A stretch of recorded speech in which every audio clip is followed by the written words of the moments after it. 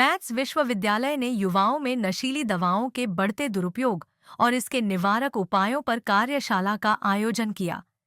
आज 1 अगस्त 2025 को मैथ्स विश्वविद्यालय के तत्वावधान में school of business and management studies ने राष्ट्रीय सीमा शुल्क, अप्रत्यक्ष कर और नारकोटिक्स अकादमी (जीएसटी) विभाग के सहयोग से मैथ्स विश्वविद्यालय के छात्रों के लिए नशीली दवाओं के दुरुपयोग और इसके निवारक उपायों पर एक दिवसीय कार्यशाला का आयोजन किया।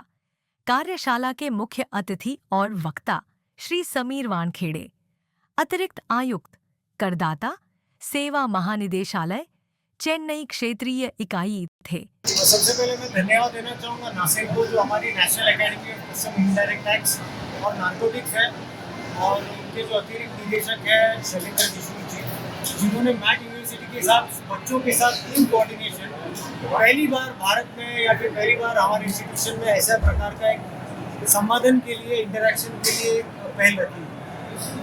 तो बहुत सारे बच्चों को प्रश्न भी थे, कौन से प्रकार की ड्रग्स हैं, फिर रिहेबिलिटेशन कैसा करना चाहिए, what are the legal provisions to fight drugs, कौन से प्रकार के ड्रग्स हैं, क्या मोडस ऑपरेंडी है।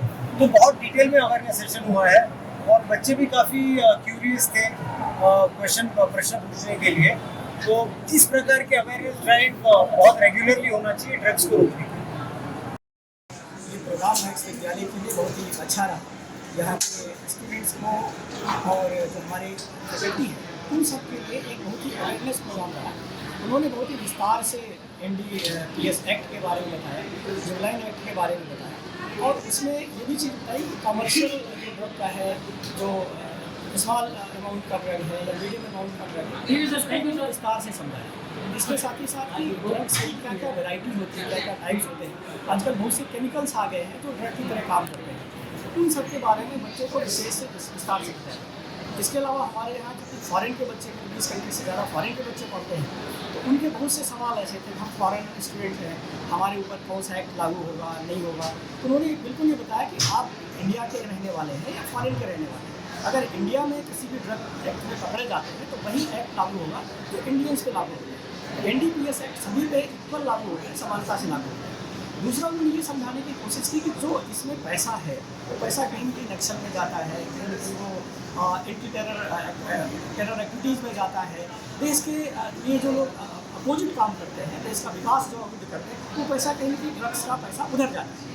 तो उसको किस तरह से रोकने की ज़रूरत है। उन्होंने पंजाब का एग्जाम्पल लिया, उन्होंने बॉम्बे का एग्जाम्पल लिया, उन्होंने दिल्ली का एग्जाम्पल लिया, और अच्छे अच्छे केसेस उन्होंने जो उसका भी उन्होंने बढ़िया से एग्जाम्पल लिया कि देखिए किस तरह से बहुत सारे लोग अज्ञानता की वजह से इसमें फंस जाते हैं, बहुत सारे लोग पैसों की लालच में इसमें फंस जाते हैं, और बहुत सारे लोग यार दोस्तों की वजह से हलचल करके देख इसे देखते क्या होता है। तो जो आदतें हैं वो धीरे धीरे बिगड़ जाती हैं।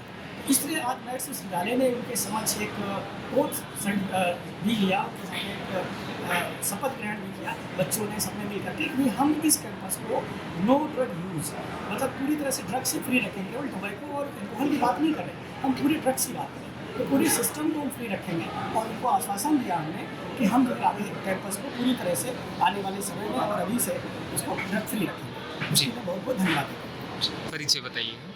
Professor KP Yadav, vice chancellor maths university Raipur.